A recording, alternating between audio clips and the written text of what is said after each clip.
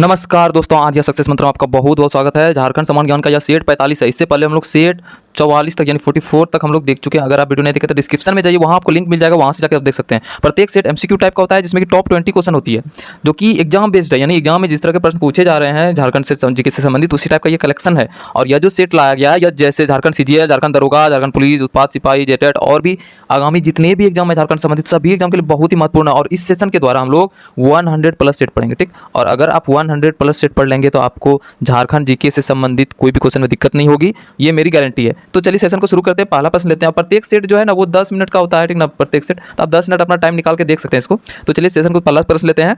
तो पहला प्रश्न बोला कि बहुत ही इंपॉर्टेंट प्रश्न है, और झारखंड में बोला कि राज्यसभा हेतु सदस्य की संख्या कितनी है। बहुत ही ईजी क्वेश्चन। झारखंड समान ज्ञान जब पढ़ते हो तो ये पहला ही शुरू में ही आपको झारखंड की राजधानी कहाँ है, तो राज्यसभा में कितने सदस्य है, लोकसभा में कितना सदस्य है, ये सारे चीज़ ये जानकारी होना चाहिए, ठीक ना। तो ये ऑप्शन दे दिया 4, 5, 6, 7। तो राज्यसभा में जो है ना वो 6 है, यानी सी नंबर आंसर सही होगा। अगर लोकसभा में पूछेगा तब क्या होगा, तो लोकसभा का जो सीट है झारखंड में वो 14 सीट है, यानी 14 सीट है, 14 सीट, ठीक, ये याद रखना है। तो लोकसभा में यानी टोटल सीट 14 है। अब देखते हैं कि इसमें अनरिजर्व्ड के लिए कितना सीट है। अनरिजर्व्ड के लिए 8 सीट है, ठीक। एससी के लिए 1 सीट है, एससी के लिए 1 सीट है, और एसटी के लिए 5 सीट है। यानी जनरल के लिए 8 सीट है, लोग 14 में से 8 जनरल सीट हो गया, और एससी के लिए 1 सीट है शेड्यूल कास्ट के लिए, और एसटी शेड्यूल ट्राइब के लिए 5 सीट है, ठीक। ये सब पॉइंट्स जो है ना याद रखना है लोकसभा में के लिए। और हमारे झारखंड का विधानसभा में कुल कितने सीट है, 81 सीट है, याद रखना 81 सीट है विधानसभा में, झारखंड विधानसभा, जिसके द्वारा विधायक का चुनाव होता है, ठीक। तो 81 है। ये सब पॉइंट्स याद रख लेना है, ठीक। अगले प्रश्न पर हम लोग चलते हैं। अगला प्रश्न कर रहा है कि शहीदों का शहर किसे कहा जाता है। बहुत इंपॉर्टेंट प्रश्न है, और ये एग्जाम में पूछा जा चुका है। झारखंड पुलिस का जब एग्जाम हो रहा था, जिला पुलिस का, तो उस समय ये क्वेश्चन पूछा जा चुका है कि शहीदों का नगर किसे कहा है। तो ऑप्शन दे दिया है रांची, रामगढ़, बोकारो, धनबाद। तो रांची को जो है ना शहीदों का नगर कहा जाता है, यानी ए नंबर सही हो जाए। रांची को ही झरनों का शहर भी कहा जाता है, झरनों का शहर, ठीक। ये सब पॉइंट्स याद रख लेना है। मैं सिर्फ झारखंड यानी जीके से संबंधित जो क्वेश्चन 20 क्वेश्चन रहता है, सिर्फ क्विज क्वेश्चन ही नहीं पढ़ाता, इसमें बहुत सारा टॉपिक सबका क्लियर कर देता हूँ, ताकि आपका बार बार रिवीजन होने के बाद जो है ना आपको दिक्कत नहीं होगी। झारखंड जीके एकदम रिवाइज होते जाएगा, माइंड में सेटअप होते जाएगा। इस तरह से आपको क्या होगा कि हमेशा रिकॉल होते जाएगा, याद होते रहेगा, ठीक। चलिए अगले प्रश्न पर आते हैं हम लोग। तीसरा प्रश्न लेते हैं। तीसरा प्रश्न करा कि झारखंड का क्षेत्रफल जो है ना भारत के कुल क्षेत्रफल का कितना प्रतिशत भाग है।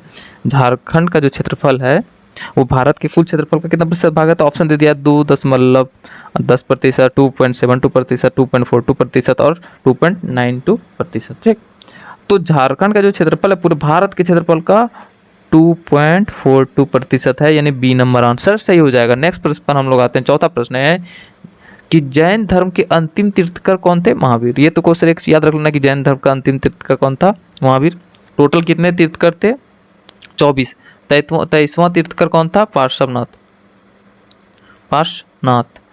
और पार्श्वनाथ जो महानिर्वाण प्राप्त किए थे वो कहाँ क्या था, पारसनाथ गिरिडीह में, ठीक। इसीलिए वहाँ का नाम पड़ा है पारसनाथ।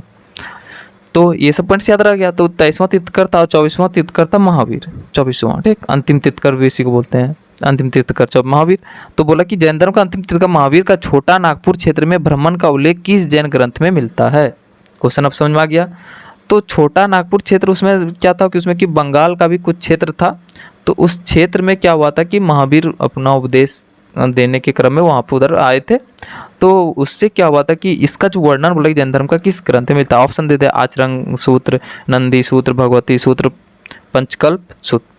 तो महावीर का जो छोटा नागपुर क्षेत्र में भ्रमण का उल्लेख जो मिलता है वो आचरंग सूत्र में मिलता है, यानी ए नंबर आंसर सही हो जाएगा। ये इंपॉर्टेंट प्रश्न है जैन धर्म से रिलेटेड, इसलिए इसको याद रख लेना है। एक दो बार आप पढ़ते रहिएगा ना तो याद हो जाएगा। तो जैन धर्म का अंतिम तीर्थकर कौन था, महावीर, यानी 24वां। 23वां कौन था, पार्श्वनाथ। पार्श्वनाथ यानी पार्श्वनाथ कहाँ है, गिरिडीह में है। वहीं पे पार्श्वनाथ यानी 23वां तीर्थकर का महानिर्वाण प्राप्त हुआ था। और यानी पारसनाथ जो है ना झारखंड का सबसे बड़ा उच्च शिखर भी, चोटी भी वही है, पारसनाथ। तो ये सब पॉइंट्स याद रखना। नेक्स्ट प्रश्न पर आते हैं। 5वां प्रश्न कि शाहाबाद के किस क्रांतिकारी का पदार्पण खरौंधी, ठीक, जो कि पलामू में हुआ था। क्वेश्चन समझ में आया। शाहाबाद के किस क्रांतिकारी का पदार्पण जो है ना खरौंधी यानी पलामू, जो कि पलामू में हुआ था? ऑप्शन दे दिया, बाबू कुंवर सिंह, बाबू अमर सिंह, बाबू रामनाथ सिंह, बाबू राजन सिंह। तो बाबू अमर सिंह जो थे शाहाबाद के क्रांतिकारी थे, उसका पदार्पण कहाँ हुआ था? पलामू में, यानी बी नंबर आंसर सही हो जाएगा। नेक्स्ट प्रश्न पर आते हैं। छठा प्रश्न लेते हैं कि राज्य सरकार का जन संपर्क अधिकारी कौन होता है? ऑप्शन दे दिया, मुख्य सचिव, कैबिनेट सचिव, राज्यपाल का सचिव। तो जन संपर्क अधिकारी यानी ये राज्य सरकार से संपर्क में जो रहते हैं ज़्यादा से ज़्यादा, तो वो कौन होता है? मुख्य सचिव होता है, यानी अवर सचिव जिसको बोलते हो, अवर सचिव। तो राज्य सरकार का जनसंपर्क अधिकारी कौन था? मुख्य सचिव, यानी ए नंबर आंसर सही हो जाएगा। नेक्स्ट प्रश्न पर हम लोग आ जाते हैं कि नेक्स्ट प्रश्न है कि 1857 के विद्रोह के समय किस नायक पर इनाम था, यानी इनाम लगाया गया था 1857 के विद्रोह के समय? ठीक, ऑप्शन दे दिया, अमर सिंह, शेख भिखारी, ठाकुर विश्वनाथ सहदेव और राजा अर्जुन सिंह। तो 1857 का विद्रोह जो हो रहा था उस समय जो है ना, यानी राजा अर्जुन सिंह पर क्या किया गया था कि इनाम रखा गया था, यानी डी नंबर आंसर सही हो जाएगा। तो राजा अर्जुन सिंह जो थे वो सिंहभूम के राजा थे, सिंहभूम के राजा था जी, जहाँ की राजधानी कहाँ थी? चक्रधरपुर। ठीक, ये सिंहभूम के राजा थे, राजा अर्जुन सिंह। तो 1857 के विद्रोह के समय जो किस नायक पे इनाम रखा गया था? राजा अर्जुन सिंह पे। कहाँ के राजा थे? तो सिंहभूम के। इसकी राजधानी कहाँ थी? चक्रधरपुर। नेक्स्ट प्रश्न पर आते हैं। आठवां प्रश्न है 1857 के विद्रोह के समय अंग्रेजी फौज को रोकने के लिए कहाँ का मार्ग जो है ना शेख भिखारी ने अवरुद्ध किया था? कहाँ का जो है मार्ग जो है ना शेख भिखारी ने अवरुद्ध किया था? ऑप्शन दे दिया, तमाड़, सिंहभूम, चुटपाली घाटी, बरियातू। तो अंग्रेजों का फौज को रोकने के लिए 1857 के विद्रोह के समय जो है ना चुटपाली घाटी का जो मार्ग था वो रोका था किसने? शेख भिखारी ने अवरुद्ध किया था। ठीक, यानी सी नंबर आंसर सही होगा। नेक्स्ट प्रश्न पर आते हैं।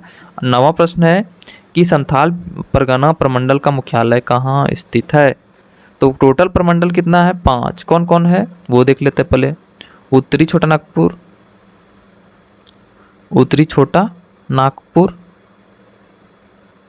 दक्षिणी छोटा नागपुर, कोल्हान, पलामू, संथाल परगना।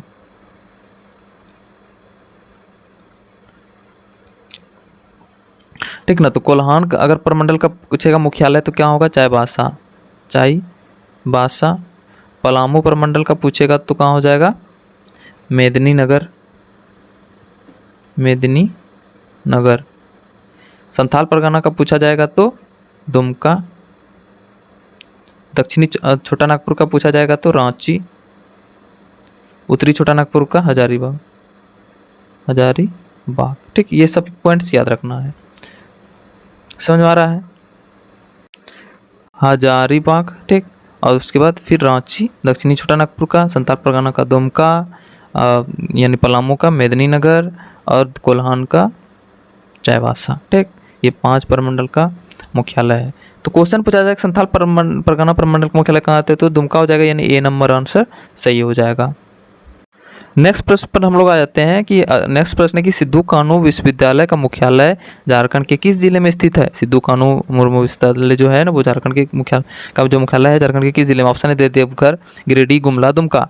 तो इसका जो मुख्यालय जो है सिद्धू कानू मुर्मू विश्वविद्यालय का SKM सिद्धू कानू मुर्मू यूनिवर्सिटी, इसका मुख्यालय दुमका में, यानी डी नंबर आंसर सही हो जाएगा। नेक्स्ट प्रश्न पर आते हैं। 11वां प्रश्न है कि झारखंड में कौन सा जिला बीड़ी निर्माण के लिए प्रसिद्ध है? ऑप्शन दे दिया है, पलामू, पाकुड़, गढ़वा, चतरा। तो बीड़ी निर्माण के लिए जो है ना पाकुड़ प्रसिद्ध है, यानी बी नंबर आंसर सही हो जाएगा। ठीक, नेक्स्ट प्रश्न पर हम लोग आते हैं कि झारखंड कमिश्नरी कब बनाई गई थी? ऑप्शन देते हैं 1850, 1854, 1852, 1856। तो झारखंड कमिश्नरी जो बनाया था वो 1854 में बनाते हैं, यानी सी नंबर आंसर सही हो जाएगा। नेक्स्ट प्रश्न पर आते हैं कि मक्का का फसल जो है ना झारखंड के किस जिले में सर्वाधिक होती है? ऑप्शन दे दिया, हजारीबाग, पलामू, चतरा, रामगढ़। तो मक्का का जो फसल है झारखंड का वो पलामू जिले में है, यानी ए नंबर आंसर सही हो जाएगा। नेक्स्ट प्रश्न पर हम लोग आते हैं कि 14 नंबर है कि सोन नदी झारखंड के किस जिले में सर्वप्रथम प्रवेश करती है। ऑप्शन दे दिया हजारीबाग, गढ़वा, रामगढ़, दुमका। तो सोन नदी सबसे पहले सोन नदी निकलती क्या है, तो अमरकंटक की पहाड़ी से निकलती है छत्तीसगढ़ में, ठीक। और वहाँ से निकलते हुए प्रवेश मतलब कि चलते हुए तो बोला कि झारखंड का कौन सा जिला में प्रवेश करती है, तो गढ़वा जिला में, याद रखना है गढ़वा जिला। गढ़वा जिला के बारे में जान लेते हैं कि गढ़वा जिला जो है इसके ये सीजी छत्तीसगढ़, बिहार और यूपी तीनों राज्य के साथ सीमा बनाती है, ठीक। और यूपी जो है एकमात्र जो है क्वेश्चन कभी पूछ देगा कि उत्तर प्रदेश जो राज्य है वो झारखंड के किस जिला के साथ सीमा स्पर्श करती है, तो यही गढ़वा जिला होगा, ठीक। सोन नदी झारखंड के किस जिले में प्रवेश करती है, गढ़वा, यानी सी नंबर आंसर सही होगा। नेक्स्ट प्रश्न पर हम लोग आते हैं कि उत्तरी कोयल किसकी सहायक नदी है। उत्तरी कोयल मतलब कि कौन सी नदी में जाके मिल जाती है, यानी किसकी सहायक नदी है। ऑप्शन दे दिया है सोन नदी, दामोदर नदी, स्वर्णरेखा नदी, बराकर। तो सोन की सहायक नदी यानी ए नंबर आंसर सही हो जाएगा। नेक्स्ट प्रश्न पर आते हैं 16वां प्रश्न, उत्तरी कोयल नदी कहाँ से निकलती है। तो ऑप्शन दे दिया रामगढ़, रांची, साहेबगंज, बोकारो। तो उत्तरी कोयल जो है ना वो रांची से निकलती है, यानी सी नंबर आंसर सही हो जाएगा। नेक्स्ट प्रश्न पर आते हैं 17वां प्रश्न है कि उपायुक्त के कुछ आदेशों के विरुद्ध आयुक्त कोर्ट में अपील करने का प्रावधान सीएनटी एक्ट के किस धारा में वर्णन किया गया है। तो उपायुक्त मतलब होता है डीसी, ठीक। आयुक्त मतलब कमिश्नर, आयुक्त मतलब कमिश्नर।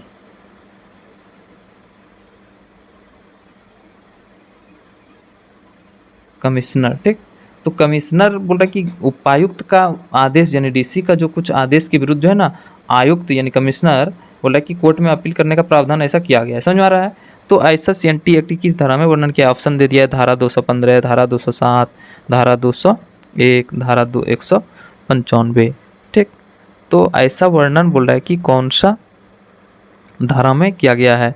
तो धारा 215 में ऐसा वर्णन किया, सीएनटी एक्ट के धारा 215 में ऐसा वर्णन किया गया है, यानी ए नंबर आंसर सही हो जाएगा, ठीक। समझ में आ रहा है। नेक्स्ट प्रश्न पर आते हैं 18वां प्रश्न आ लेते हैं कि मुंडारी खुटकट्टीदार काश्तकारियों के अंतरण का पर प्रतिबंध का वर्णन सीएनटी एक्ट की किस धारा में किया गया है। मुंडारी खुटकट्टीदार काश्तकारियों का जो अंतरण हस्तांतरण यानी का पर प्रतिबंध लगाया गया है तो वो सीएनटी एक्ट की किस धारा में किया गया है। ऑप्शन दे दिया धारा 238, धारा 240, धारा 242, धारा 244। तो कौन सा में किया गया है, कौन सा धारा में, तो 240 में ऐसा वर्णन किया गया, याद रखना है कि 240 में, धारा 240। नेक्स्ट प्रश्न पर आते हैं हम लोग 19वां प्रश्न है कि राज्य सरकार अधिसूचना द्वारा संथाल परगना प्रमंडल के किसी भी भाग से एसपीटी एक्ट या इसके किसी भाग को वापस ले सकती है या उस क्षेत्र में लागू कर सकता है। यह एसपीटी एक्ट की धारा कौन सी धारा में प्राधिकृत करती है। समझना क्वेश्चन बहुत इजी है कि राज्य सरकार अधिसूचना द्वारा यानी कोई सूचना देकर संथाल परगना के किसी भी भाग से एसपीटी एक्ट को हटा सकता है, वापस ले सकता है या फिर उस पर लागू कर सकता है। कोई ऐसा क्षेत्र जहाँ पे लागू नहीं है वहाँ पे लागू भी कर सकता है। यह एसपीटी एक्ट की कौन सा धारा में प्राधिकृत है, यानी वर्णन किस में किया गया है। तो ऑप्शन दे दिया धारा 1, धारा 2, धारा 3, धारा 4। तो ऐसा कौन सा धारा में वर्णन किया गया है। तो धारा 2 में, याद रखना धारा 2 एसपीटी एक्ट के धारा 2, एसपीटी एक्ट के धारा 2 में ऐसा वर्णन किया गया है कि राज्य सरकार जो है किसी भी संथाल परगना प्रमंडल के किसी भी भाग में यानी एसपीटी एक्ट हटा भी सकती है, वापस यानी ले सकती है और वहाँ पे लगा भी सकती है कहीं कोई जगह पे जहाँ पे नहीं लागू है। नेक्स्ट प्रश्न लेते हैं 20वां प्रश्न है अंतिम सेट, इस सेट का अंतिम प्रश्न है कि एसपीटी एक्ट में कोई गांव जहां तो ना तो कोई मूल रैयत है और ना उस समय के लिए कोई ग्राम प्रधान हो, तो उस यानी गांव को किस नाम से जाना जाता है। समझना, एसपीटी एक्ट में कोई गांव जहाँ पे कोई मूल रैयत नहीं है और ना ही उस समय उसके लिए कोई ग्राम प्रधान भी है, तो उससे यानी जगह को, इससे गांव को कौन सा ग्राम कहा जाता है। ऑप्शन दे दिया खास ग्राम, विशेष ग्राम, रैयत ग्राम, बजर ग्राम, ठीक। तो ऐसे गांव को खास ग्राम कहा जाता है, यानी ए नंबर आंसर सही हो जाएगा। ये था टॉप 20 क्वेश्चन। आपको कैसा लगा आप कमेंट बॉक्स में ज़रूर बताइएगा। आप हर एक सेट को जो है ज़रूर देखिए, इससे क्या होगा कि आपका रिवीजन होते जाएगा और आप जितने भी सेट रहते हैं उसमें एसपीटी सीएनटी एक्ट से रिलेटेड प्रश्न रहता है। और यही सब प्रश्न आपको ध्यान देना, ये सब प्रश्न आपको जेपीएससी में भी मिलेगा, क्योंकि आप पीछे प्रीवियस ईयर जेपीएससी का क्वेश्चन उलट के देखोगे तो आपको ज़रूर है कि ये सब एसपीटी सीएनटी एक्ट का प्रश्न आपको देखने को मिलता होगा, ठीक। तो इसीलिए जो है ना हम लोग नए वीडियो के साथ फिर हाजिर होंगे। तो हंसते रहे, मुस्कुराते रहे, देखते रहे अरे सक्सेस मंत्र का वीडियो को। धन्यवाद, जय हिंद।